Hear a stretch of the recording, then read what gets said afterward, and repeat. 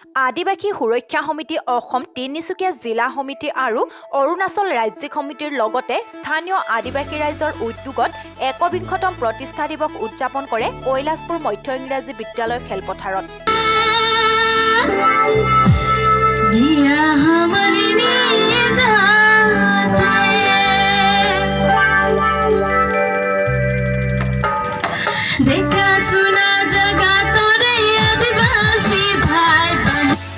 পতাকা উত্তোলন আৰু স্মৃতি তৰ্পণ কৰি মুকলি সভাৰ লগতে নৃত্য গীতৰ অনুষ্ঠানেৰে অনুষ্ঠানটো জীপাল কৰি তোলে।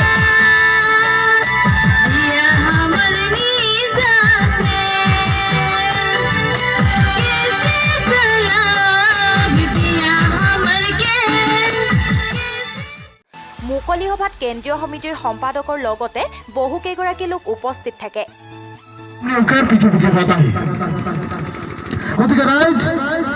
আদিবাসী সুৰক্ষা সমিতি অসম কেন্দ্ৰীয় সমিতিৰ তৰফৰ পৰা আজি ১বিংশতম প্ৰতিষ্ঠা দিৱসত সকলোকে প্ৰথমে মই আন্তৰিক অভিনন্দন জ্ঞাপন কৰিছোঁ। আৰু আজি আমি প্ৰতিষ্ঠা দিৱসত সংকল্পবদ্ধ হৈছোঁ যে বিগত সময়ত ৭৭-৭৫টা বছৰে আদিবাসী জনগোষ্ঠীৰ উন্নতি নহ'ল। এই জনগোষ্ঠীৰ সমস্যাবিলাক সমাধান কৰিবৰ কাৰণে বিভিন্ন সময়ত চৰকাৰ গঠন হ'ল, কিন্তু আমাৰ চৰকাৰে যি ধৰণে আমাৰ সমস্যাসমূহৰ পৰা আঁতৰাই ৰাখি প্ৰলোভন আমাক এক সমস্যাত জৰ্জৰিত পৰিৱেশত ঠেলি দিব বিচাৰে, তাৰ আমি ধিক্কাৰ দিছোঁ প্ৰথমেই।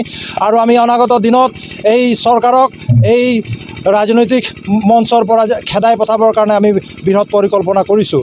আদিবাসী জনগোষ্ঠীটোক সুস্থ সবল আৰু শোষণমুক্ত কৰিবৰ কাৰণে ল'বলগীয়া পদক্ষেপসমূহ অনাগত দিনত আমি ল'ম। আদিবাসী সুৰক্ষা সমিতিয়ে গণতান্ত্ৰিক আন্দোলনৰ জৰিয়তে এই জনগোষ্ঠীৰ সমস্যাসমূহ সমাধান কৰাৰ সঠিক পথ নিৰূপণ কৰিব।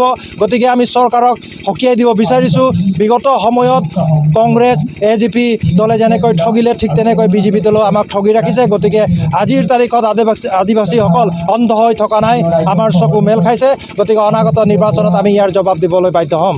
আৰু ইয়াৰ লগে লগে আমি আৰু এটা কথা সকলো ৰাইজৰ জ্ঞাতৰে জনাই থ'ব বিচাৰিছোঁ, অসম আৰু অসমীয়াৰ স্বাৰ্থত আমি ঐক্যবদ্ধভাৱে সংগ্ৰাম চলাই যাবৰ কাৰণে কিন্তু আদিবাসী সুৰক্ষা সমিতিয়ে এই মুহূৰ্তত অন্ততঃ অন্যান্য জাতি জনগোষ্ঠী দল সংগঠনক আহ্বান জনাইছোঁ। ধন্যবাদ। আজি আমাৰ আদিবাসী সুৰক্ষা সমিতি কেন্দ্ৰ ১বিংশতম প্ৰতিষ্ঠা দিৱস আয়োজন কৰিছোঁ। কৈলাশপুৰ মধ্য ইংৰাজী বিদ্যালয় খেলপথাৰ প্ৰাংগণত এদিনীয়া বৰ্ণাঢ্য কাৰ্যসূচীৰে পতাকা উত্তোলন, স্মৃতি তৰ্পণ লগতে এক মুকলি সভা, আৰু মুকলি সভাত আমাৰ কেন্দ্ৰীয় সমিতিৰ বিষয়ববীয়াহেঁতো উপস্থিত হৈছেহি। আজি আমি আদিবাসী নিপীড় জনগোষ্ঠীৰ প্ৰতি বিভিন্ন ধৰণৰ শাৰীৰিক, মানসিক আৰু শোষণ নিৰ্যাতনৰ বলি হোৱা এই ৰাইজৰ প্ৰতি আমি সজাগ হৈ আৰু ৰাইজৰ সমস্যাৰ প্ৰতি মাত মাতিবৰ কাৰণে আদিবাসী সুৰক্ষা সমিতি জন্মগ্ৰহণ কৰিছিল ২০০১ চনত।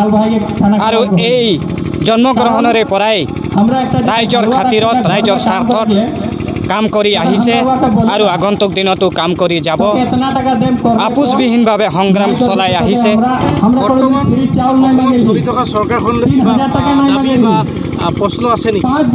আমাৰ নিশ্চয় আছে।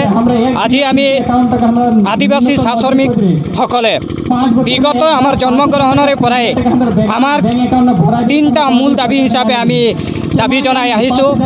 আজি এই চৰকাৰখনকে নহয়, বিগত চলি যোৱা কংগ্ৰেছ চৰকাৰটোকো বা অন্যান্য যিকোনো চৰকাৰে হওক, জাতি দখল কৰা চৰকাৰসকলক আমি জনাই দিব বিচাৰোঁ, আমাৰ আদিবাসী শ্ৰমিকসকলৰ যি মূল দাবী, আজি আমাক জনজাতিকৰণৰ দাবী, আমাক ম্যাদী পট্টাৰ দাবী, আৰু লগতে আমাক যি শ্ৰমিকসকল আছে এই শ্ৰমিকসকলৰ ৩৫১ টকা যি হাজিৰা, এই হাজিৰা আমাক অতি শীঘ্ৰে প্ৰয়োজন। আৰু এই বৰডুমচাৰ পৰা নিতুল গগৈ ৰিপৰ্ট, প্ৰতিদিন লাইভ আছাম।